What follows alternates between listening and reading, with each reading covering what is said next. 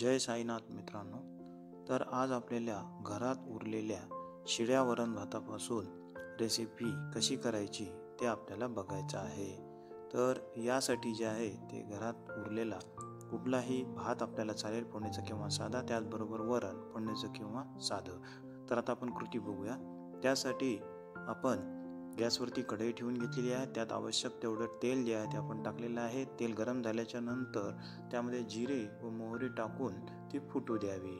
जिरे व मोहरी फुटून झाल्याच्या नंतर त्यामध्ये जो आहे तो आपल्याला कांदा या ठिकाणी परतून घ्यायचा आहे.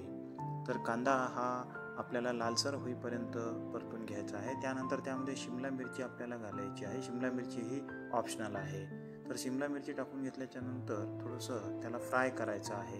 फ्राय केल्याच्या नंतर हिरवा वाटाणा टाकायचा आहे.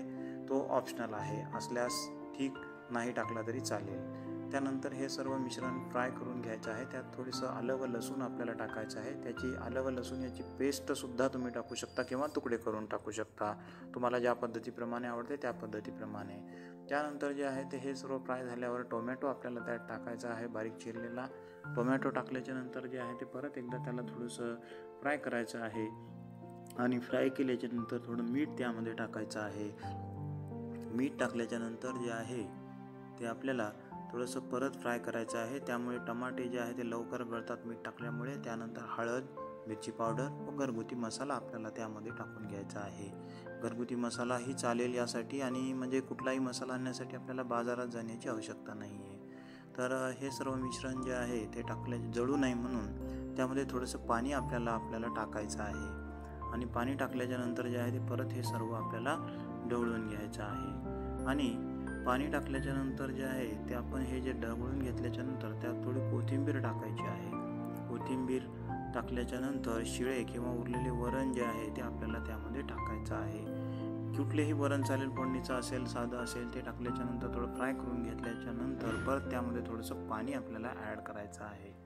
पाणी ॲड यासाठी करायचं आहे की आपल्याला त्या वरणाला जे आहे ते भातामध्ये मिश्रण त्याचं जे आहे ते आपल्याला करायचं आहे. भातासोबत मिश्रण करायचं आहे त्याचं. त्यामध्ये थोडासा भात आपल्याला आता टाकायचा आहे. शिळा किंवा उरलेला भात जो आहे तो आपल्याला त्यामध्ये टाकायचा आहे. तो भात टाकल्याच्या नंतर असा सराट्याने किंवा जे पण साहित्य असेल त्याने थोडंसं आपल्याला तो व्यवस्थित मिश्रण करून घ्यायचं आहे. त्यामध्ये मिश्रण जे आहे ते व्यवस्थित मिक्स झाल्याच्या नंतर आवश्यक तेवढं पाणी आपल्याला त्यामध्ये टाकायचं आहे. आवश्यक तेवढं पाणी टाकून घेतल्याच्या नंतर त्याला वाफ काढून घ्यायची आहे आपल्याला थोडा वेळ.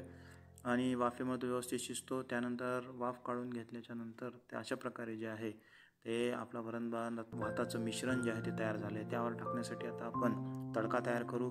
कढई घेतलेली आहे, त्यामध्ये आवश्यक तेवढं तेल आपण गरम करून घेतलेलं आहे. त्यात जिरे व मोहरी जे आहे ते आपण टाकलेली आहे. व जिरे व मोहरी फुटून आल्याच्या नंतर त्यामध्ये थोडीशी मिरची आपल्याला टाकायची आहे, यामध्ये लाल मिरची.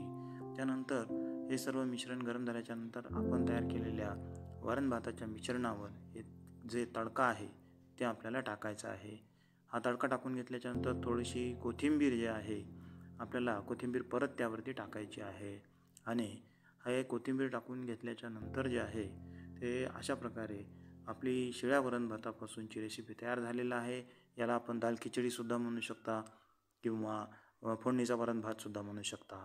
तर माहिती आवडली असल्यास चॅनलला लाईक करा, सबस्क्राईब करा आणि शेअर करा. धन्यवाद.